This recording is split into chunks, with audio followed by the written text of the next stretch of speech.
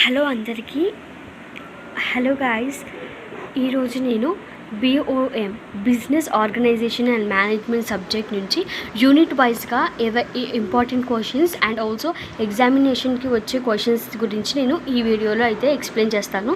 So దయచేసి ఈ video చూసే ముందు ఒక లైక్ అండ్ షేర్ చేయండి, ఎందుకంటే మీరు చాలామందికి మీరు షేర్ చేస్తే చాలామంది కూడా హెల్ప్ఫుల్ అవుతుంది, యూస్ఫుల్ అవుతుంది, మీ ఫ్రెండ్స్ కానీ మీకు తెలిసిన వ్యక్తులకు కానీ. So business organisation and management, so ఈ సబ్జెక్ట్లో నుంచి మనకి ఇంపార్టెంట్ యూనిట్స్ ఏమున్నాయి, ఇంపార్టెంట్ టాపిక్స్ ఎగ్జామినేషన్కి ఏవైతే వస్తాయో నేను ఈ వీడియోలో ఒక యూనిట్ వైజ్గా నేనైతే ఎక్స్ప్లెయిన్ చేస్తాను. సో ప్లీజ్ ఒక లైక్ అండ్ షేర్ మాత్రం తప్పకుండా చేయండి.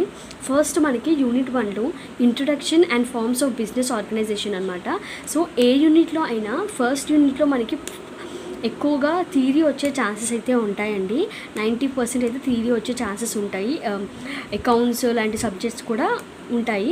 సో ఫస్ట్ మనం యూనిట్ 1లో introduction and forms of business ఆర్గనైజేషన్లో ఫస్ట్ మనకి దీంట్లో ఇంపార్టెంట్ అయిన టాపిక్ గురించి ఎక్స్ప్లెయిన్ చేసే ముందు ఇక్కడికి వచ్చేద్దాం. ఇక్కడ మీరు చూస్తున్నట్టయితే ఒక యూనిట్లో 2 చాప్టర్స్గా డివైడ్ అయి ఉంది. సో ఇక్కడ మనం ఫస్ట్ యూనిట్ 1లో ఇంట్రొడక్షన్ పార్ట్ మనం పర్ఫెక్ట్ అయితే మనం ఫార్మ్స్ ఆఫ్ బిజినెస్ ఆర్గనైజేషన్ చదవాల్సిన అవసరం లేదు. అంటే నేను నార్మల్గా పాస్ అవ్వడానికి మాత్రమే, కొంచెం పాస్ కాకుండా కొంచెం 70 to 75% మధ్యలో తెచ్చుకోవడానికి కూడా చెప్తున్నాను. చాప్టర్ 1లో మనం అంటే A1 to A27 వరకు మనం ఏవైతే టాపిక్స్ ఉంటాయో ఇంట్రడక్షన్లో అవి మనం పర్ఫెక్ట్ ఉంటే ఈ సెకండ్ చాప్టర్కి వెళ్ళవలసిన అవసరం లేదు.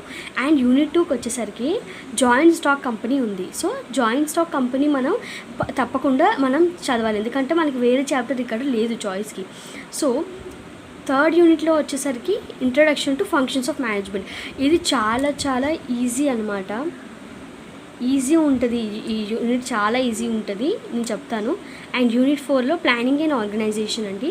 అండ్ యూనిట్ 5లో authority and coordination and control. ఈ యూనిట్ 4లో కూడా మనం ప్లానింగ్ అన్న పర్ఫెక్ట్ ఉండాలి ఆర్ ఆర్గనైజేషన్ అన్న పర్ఫెక్ట్ ఉండాలి. ఓకే, నెక్స్ట్ టాపిక్ చాయిస్కి వదిలేయచ్చు మనం. ఇంకోటి చాప్టర్ 5కి వచ్చేసరికి అథారిటీ అయినా పర్ఫెక్ట్ ఉండండి, లేకపోతే కోఆర్డినేషన్ కంట్రోల్ అయినా. మీరు ఏ యూనిట్ నుంచి ఏదైనా ప్రిఫర్ చేసుకోండి, కానీ నేను అన్ని యూనిట్లో నుంచి ఇంపార్టెంట్ క్వశ్చన్స్ టాపిక్స్ అయితే చెప్పేస్తాను మీకు. ఏమాత్రం ఆలస్యం చేయకుండా మనం ఫస్ట్ యూనిట్ నుంచి అయితే వచ్చేద్దాం. ఇక్కడ మనకైతే ఫస్ట్ యూనిట్లో మనకి ఇంట్రొడక్షన్ పార్ట్ చాలా పారాగ్రాఫ్లో ఇచ్చారు, చూస్తున్నాం కదండి. Economic and non economic activities గురించి. సో ఇక్కడ characteristics, economic activity, classifications, non economic. And ఇక్కడ చార్ట్ ఏదైతే చూస్తున్నారో ఇది చాలా ఇంపార్టెంట్ అండి, చాలా ఇంపార్టెంట్ ఇది. ఓకే, ఫస్ట్ మనం human activities divided into economic activity and non economic activity. And also economic activities divided into employment and enterprise.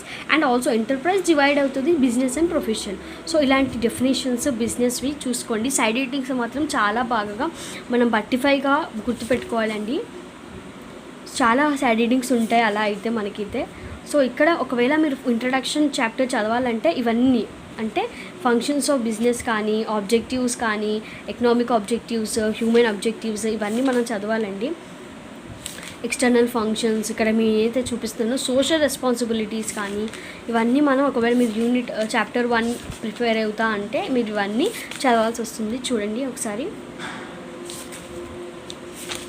So ఇదన్నమాట, అంటే ఇక్కడ వరకు చాప్టర్ 1 అనమాట నేను చెప్పింది. సో చాప్టర్ 2 ఏంటంటే ఫార్మ్స్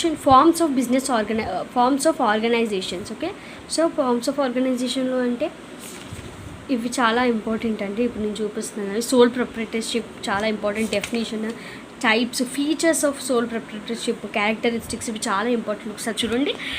మెయిన్ ఫీచర్స్ ఏమున్నాయండి మనకి ఇక్కడ?